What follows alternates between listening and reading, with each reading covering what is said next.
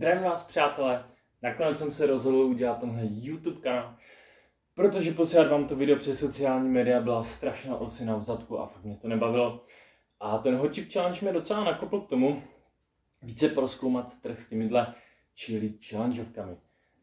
Protože máme tady spoustu produktů, které mají tady tu nálepku jako pálivé, super pálivé, nejpálivější na světě. A k mé nelíbosti těmhle produktům většinou to stojí za prd a nepálí to tak, jak bych si představoval. Tak jsem se rozhodl, že vyzkouším další produkty a podíváme se spolu na to, jestli si ty štítky jako super pálivé nebo nejpálivější na světě opravdu zaslouží nebo ne. Dneska se podíváme na nudly. Těmhle snad absolutně nejvíce natáčeným, nejvíce challengeovaným instantním nudlím. Je to vlastně série Bulldog, je to x2 a taky zároveň máme tady ještě x3. Jsou to nejpálivější instantní nudle ze série Bulldog. Samozřejmě oni mají spoustu různých jiných příchutí. Jedná se o korejského výrobce, má to opravdu spoustu. Určitě máte ve svém okolí nějaké asijské prodejce, prodejny, markety, já nevím, cokoliv, sámošky. Tak někteří se s tím už setkali, můžete toto najít, můžete koupit různé i jiné příchutě. Nejsou vůbec špatné, vlastně celá ta jejich série Bulldog je taková pikantní a oni to nějakým způsobem stupňují od té nejméně až po nejvíc. Takže pro takové ty začínající chili trpiče je to fajn, ale absolutně ty nejpalivější máme tady ty x2, x3, absolutně nejvíce challengeované.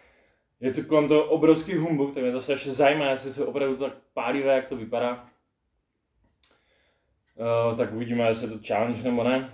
Víc očekávám od té trojkové, ale musíme nějak začít. Hele, tak začneme tou dvojkou, jestli to bude stát za to nebo ne. Potom se podíváme na tu trojkou a uvidíme, jestli z toho ucítíme tu vůni na palmu nebo ne. Co je u těchto instantní nudlí absolutně super, je to, že tam máte tenhle sosík. Vážení, já už mám tady předvařené nudle, takže stačí to jenom smíchat. Není to jenom vlastně o tom, že tam máte jenom prostě ten prášek z příchutí nějaký olíček a kde si co si, ale máte tady tenhle úžasný sosík prostě.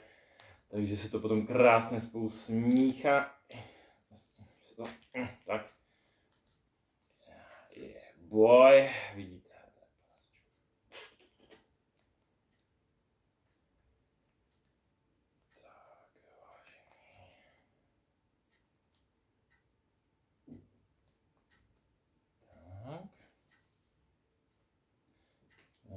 Tak, to pěkně smícháme, trošku moc nevadí.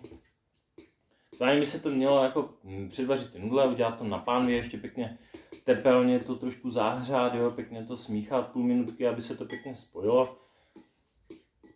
Ale samozřejmě musíme si tady vystačit s tím, co máme. Já prostě potřebuji jenom, aby to teďka plnilo ten účel a to, abychom zjistili, jestli tyhle nudle jsou opravdu tak pikantní nebo ne. Uvadějí oficiální tu pálivost u těch dvojkových kolem 8000 SHU, ty trojkové mají kolem 14, 13, 14, záleží na té sérii. Což je vlastně, když se nad tím zamyslíte, absurdně málo.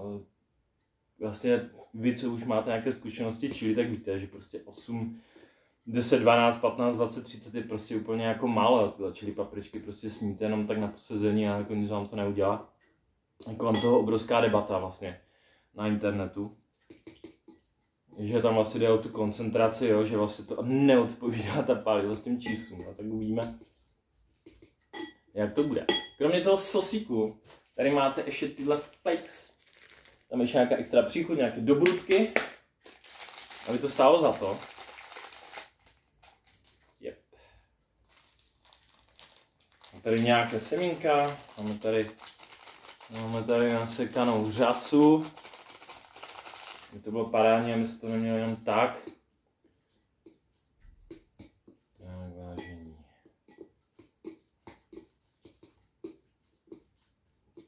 Tak, jen to promícháme. Má to krásnou rudou barvu, jak by se očekávalo. Tak, jen to vyzkoušet.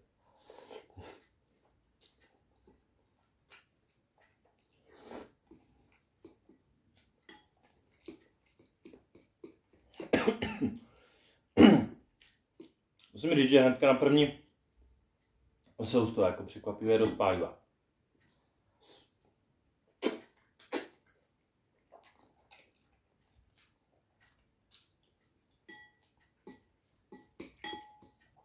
Což je fajn. Co jsem se bál to, že to bude jako nějaké absolutní zklamání.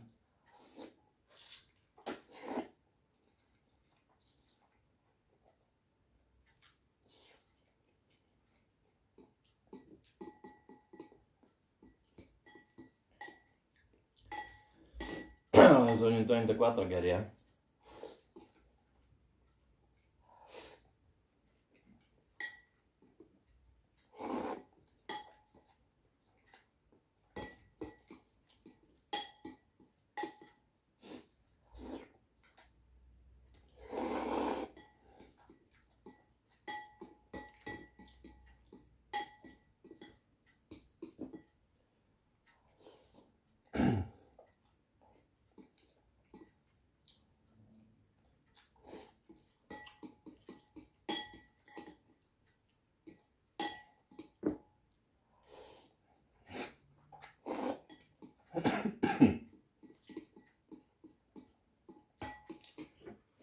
A vypadá vždycky, jak to vdechnete, jo. Do čili.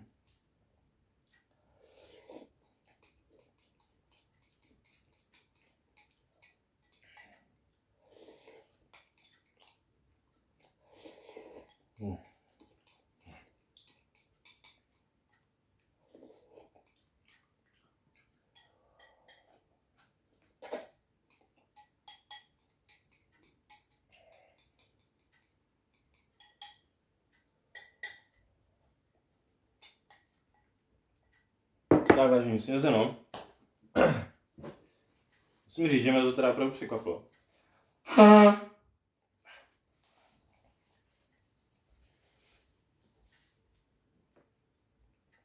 Je to opravdu jako dost pikantní. Jakože musím říct, že opravdu dělá čest svému jménu. Že je to opravdu cítit, že už na tom začátku, teďka tak pěkně nabíhá, teď se to rozhlíhá. Jakože to je opravdu krásně pálivé. Takže korekci se s tím opravdu naštou. Těším se opravdu se těším na tady tu trojku. Já si myslím, že pokud to bude opravdu ještě o tu třetinu pálivější, no než ta dvojková, tak to bude jako dobrý randál. Chuťové je jinak opravdu výborná. Musím říct, že ten sosík je absolutní game changer v těchto instantních nudlích, že ono se to pěkně smíchá, má tam pěkně tu příchuť, všechno.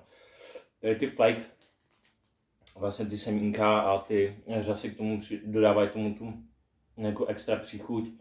Je to paráda, opravdu se to pěkně rozleží. Chuťové je to výborné. A pálivost jako je tam opravdu parádní, takže tohle opravdu není nic pro začínající chili trpiče. Trošku bych to přirovnal, když jsme byli u toho hot chip challenge, tak je to o chlup pálivější, bych řekl, než ten chip. Opravdu možná je to i tím, jak máte vlastně ten sosík, se vám to pěkně rozleží v té puse. Opravdu to pěkně jako v tom je cítit. Takže určitě je to pálivější. Udělá mi to radost, trošku jsem se bál, že to bude stát jako zapadat, že to nebude ono. Takže se opravdu těším na tu trojku, to bude paráda. Bude pálit, to možná konečně ucítíte tu vůni na palmu. A rozhodně mám do budoucna další plány, vážení. Zůstaňte naladění. A hlavně nezapomeňte tedy, že to oficiálně dejte odebírat. Ať vám to pořád nemusím posílat, ať vidíte, když přijde nějaké další nové video. Plánuju toho vyzkoušet víc, takže zůstaňte naladění, buďte pikantní, ať to pálí. Čus!